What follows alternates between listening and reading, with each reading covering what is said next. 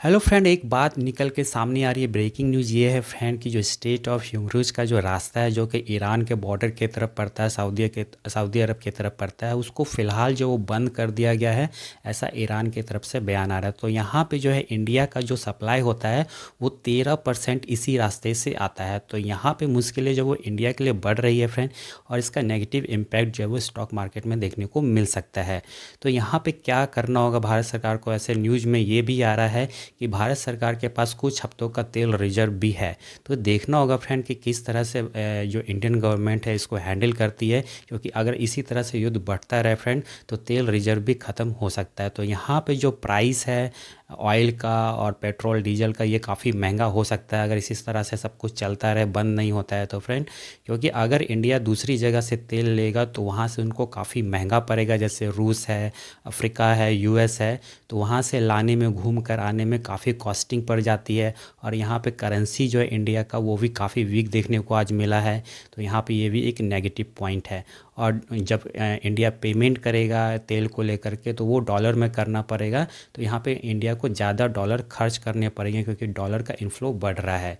तो ये सब जो बात है फ्रेंड वे यहाँ पे निकल कर के सामने आती है। अब यहाँ पे आपने आज मार्केट में ये भी देखा होगा कि जो कोल इंडिया है उनके सेक्टर में काफ़ी तेज़ी देखने को मिली है, क्योंकि दूसरा तो ईंधन का विकल्प या एनर्जी का विकल्प को तलाशना होगा। तो इसलिए इन्वेस्टर को ये लग रहा है कि कोल इंडिया से जो है वो ये पूर्ति हो सकती है, उसके विकल्प के तौर पे देखा जा रहा है। और दूसरा विकल्प ये फ्रेंड कि जो शुगर सेक्टर है वो आज काफ़ी डिमांड में रहा है, उसमें काफ़ी तेज़ी देखने को मिली। बहुत सारे स्टॉक जो है वो 10-10, 12%, 14% तक मूव हुए हैं अपसाइड की तरफ।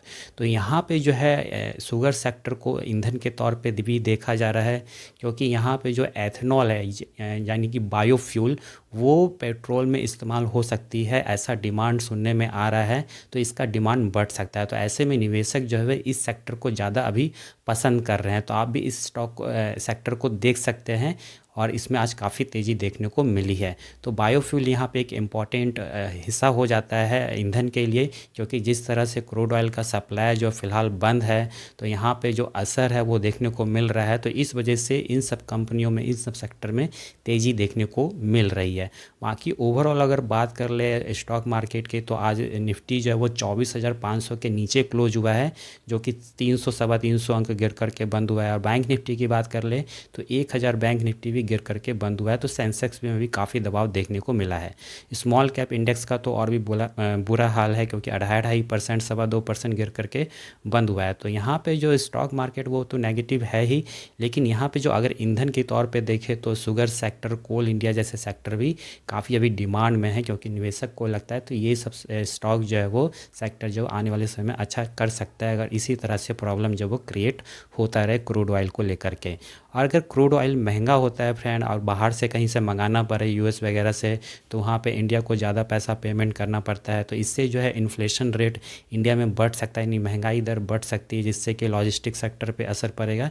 तो ओवरऑल सारा मार्केट पे इसका जो है इम्पैक्ट पड़ता है। तो जो आम आदमी है उनके खर्च पे, उनके बजट में भी काफ़ी ज़्यादा दिक्कत देखने को मिल सकती है अगर क्रूड ऑयल का सप्लाई जो बंद रहता है। तो ये थी सारी बातें फ्रेंड। अगर यहाँ पे एक चीज़ बात कर ले कि निवेशक को यहाँ से क्या करना चाहिए, अगर आप इन्वेस्टर है या बिगनर है, तो आपको यहाँ पे एक चीज़ फ्रेंड ध्यान में रखना है कि अभी जैसा सिचुएशन चल रहा है, करंट सिनेरियो चल रहा है, कि सारा ओवरऑल जो इम्पैक्ट है वो नेगेटिव है, क्योंकि ग्लोबल मार्केट भी नेगेटिव है कहीं ना कहीं। तो यहाँ पे भी इंडिया पे असर देखने को इसका साफ दिख रहा है।